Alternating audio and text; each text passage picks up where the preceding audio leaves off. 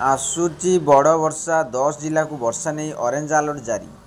Hello viewers नमस्कार मो कह स्वागत करुच्ची पीके 7894 यूट्यूब चैनल को प्रथम थर पर चैनल को विजिट कर लाइक शेयर सब्सक्राइब करिए पाखर दिए बेल आइकन देवे ऑल नोटिफिकेशन ऑन करिए जहाँफल नुआ नुआ वीडियो पाइपर।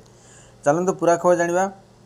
भारतीय पाणीपाग विभाग आईएमडी मंगलवार संध्या 7टा पर्यंत भुवनेश्वर ओडिशार 10टी जिला ऑरेंज अलर्ट जारी कर मालकानगिरी खोर्धा भुवनेश्वर समेत मयूरभंज बालेश्वर केन्द्रापड़ा जगतसिंहपुर मालकानगिरी रायगड़ा सुंदरगढ़ और नयागढ़ किसी अंचल मध्यम धरण झड़ वर्षा सहित वज्रपात हो पारे।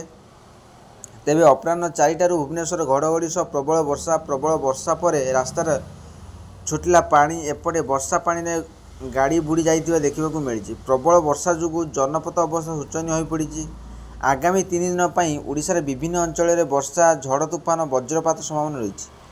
जगतसिंहपुर कटक ढेंकानाल अनुगुल देवगढ़ और सुंदरगढ़ वज्रपात सह 50 ରୁ 60 किलोमीटर बेगर पवन होबार संभावना रही।